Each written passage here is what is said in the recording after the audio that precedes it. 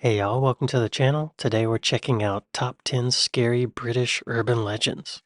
Hello everyone, I hope you are ready for this. We're going to be looking at some creepy tales again, and this time it's from my homeland of Britain. It's a place with a lot of history dating back thousands of years, so it makes sense that there would be a lot of scary stories attached to certain places. Which one of these will send a shiver down your spine? Let's find out. My name is Danny Burke, and this is the top 10 scary British urban legends. Starting off at number 10 now, we have the corpse train. Now, according to London Folklore, in the early 1900s there was a train that ran underneath the city, and it was only for dead people. Back then, London's hospitals and morgues were struggling to deal with the vast amount of people who were dying from poverty and disease. They decided to transport the bodies out of the city, but knew that they couldn't do it overground without disturbing a lot of people. So they used an existing train line to load the bodies onto. The train ran just the other side of a wall from the normal daily service, where unsuspecting Londoners were getting on and off their trains unaware of the nearby bodies. This sounds like one of those urban legends that could totally be real. It makes sense. It has a logical backbone to it. They need to move bodies. Dead bodies just don't float away. You gotta deal with them. I bet this is true.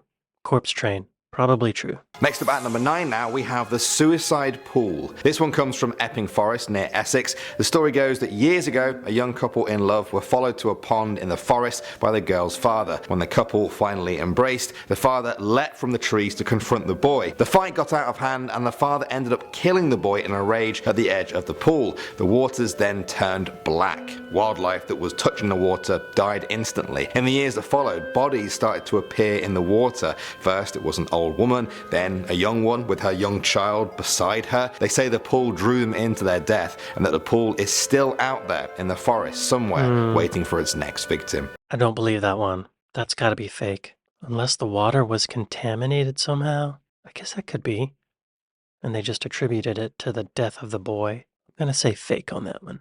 Fake. Next up at number 8 now, we have Annie. This one comes from Edinburgh, Scotland. In the old town there lies a street known as Mary King's Close. It's steeped in myths and legends of hauntings and murders. In 1990, a psychic called Aiko Gibo visited and felt a small hand touch hers. She said that she then made contact with the spirit of a dead child called Annie, who had died in a plague hundreds of years ago and had lost her doll. The psychic then went to a nearby shop and brought back a Barbie doll for her. Now since then, visitors leave dolls for Annie, and a mountain of them has built up in the dark. Wow. I don't know, that could be true. I believe there's something on the other side. And sometimes they linger around. Could be. Now whenever I go to London, I know where to get some free dolls. Moving on to number 7 now, we have the Faceless Woman. This one comes from the borough of Barking in London. There you can find Beacon Tree Station, home to the Faceless Woman. The most famous sighting of her happened in 1992. A station supervisor reported that on one night he heard the handle of his office door rattle. Outside on the platform stood a woman. She had blonde hair, she wore a very pale dress, and just stared into the distance. The supervisor approached her, but as he reached out, she turned to him only to reveal she had no face, just darkness where there should be one. Local ghost hunters claim that she is the victim of a train crash that happened there in 1958, which killed 10 people. Well, that's creepy. Beacon Street, Faceless Woman. I want bacon now for some reason. I'm not seeing anything about it. I don't know. Every person I've ever seen has had a face. I don't know.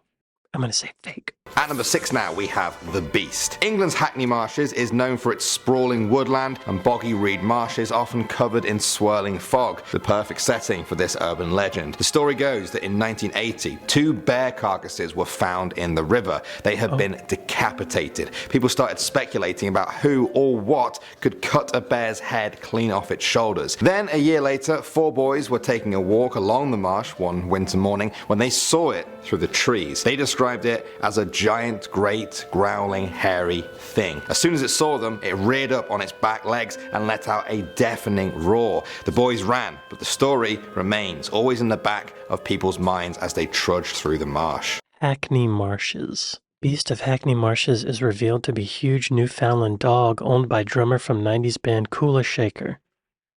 What?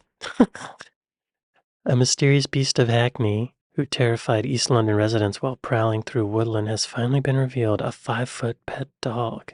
The huge black creature has been spotted stalking through woodland earlier this month. That's a big dog. I don't think it could decapitate a bear, though. They have bears there? That's hilarious. So, I guess I would say this is real, but just not a beast. It's just a big dog. We're returning now to the London Underground for our number 5 with The Crying Girl. On November 18th, 1987, a match was dropped on an escalator at London's King Cross station. A fire quickly spread into the nearby ticket office, which resulted in the death of 31 people. In the years since then, passengers have reported seeing a girl who died around the station. She has long brown hair, wears jeans and a t-shirt, and is always crying. Some people have even reported hearing her sobs while smelling smoke coming out from the escalators. That one seems logical. I think when there's a big tragedy like that, there's a energy. I sound so new age. There's like a psychic energy that is imprinted on the space. Bear with me. I know it sounds crazy. I know it sounds new age, hippy dippy, but I could see that being real. It could happen. I think that one's real. Maybe real. Back to Scotland now for our number 4 with Sawney Bean. This is the gruesome tale of Alexander Sawney Bean, a man who was said to be the head of a Scottish clan of cannibals in medieval times. According to legend, the group was made up of his wife, their 14 children and 32 grandchildren, some of whom were born through incest. They lived in a cave by the water and would ambush people on the road at night. They would bring their bodies back to the cave to then dismember and eat them. Any leftovers were pickled in a jar for later. When King James VI of Scotland eventually heard of these murders, he led a manhunt to capture them. The clan was caught and then executed. Some people say you can still find the cave along the Benane Head area of Scotland. I believe this one. I bet this is real. I don't doubt that there are some inbred people out in the country living in a cage that eat other people. I believe that. That's possible.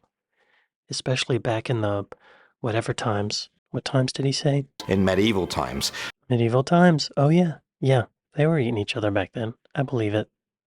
Real. Now we have Cane Hill. Some say this is one of the most haunted places in England. It was a mental asylum for over 100 years from 1882 to 1991. It built up a reputation for abandoning some of its patients, hiding them away from the public eye and never truly helping them. Some people say the patients who died left their energy behind there because of their tortured lives. The building was gutted by a mysterious fire in 2010. Perhaps the scariest stories of all are of the faces appearing by the burnt out windows. I believe this one. I'm going to say real. Yeah. Isn't it surprising how many old, abandoned, insane asylums there are? Why don't they tear them down? Why are they just sitting there fostering these evil spirits?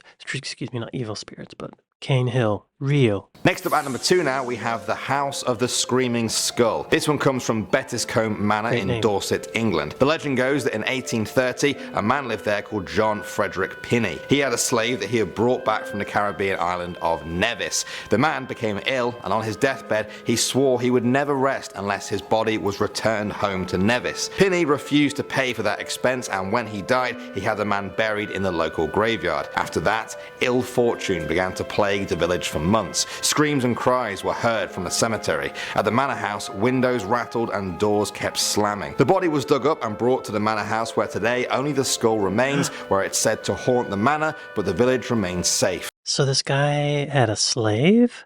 Oh. So this guy went to the Caribbean and he got a slave and he brought him back to England. When the slave requested to be sent back home to the Caribbean, this guy's like, no, I'm not paying for that. That's ridiculous. And when the slave died, it haunted this house. I'm going to say this is probably real. I believe this. A lifetime of unpaid servitude. I might stick around and haunt my former master. That sounds actually like really fulfilling.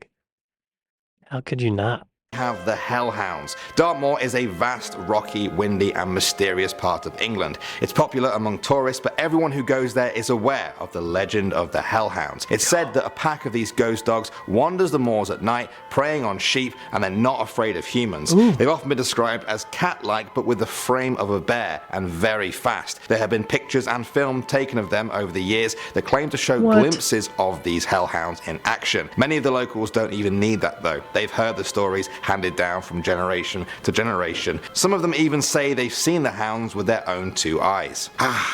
Great Hell stories. I Hounds. want to talk about more of them. What? Hell Hounds. I want to see these photos. Well, these are all drawings. Hell Hounds of Scotland. A lot of drawings, but no actual photos. I mean, I guess animals have spirits or souls, and they can leave psychic imprints on their spaces. What if there was a group of wolves that were massacred and they are now haunting the Scotland countryside, the Scottish countryside? I don't know. I would love to hear from someone who has seen the hellhounds.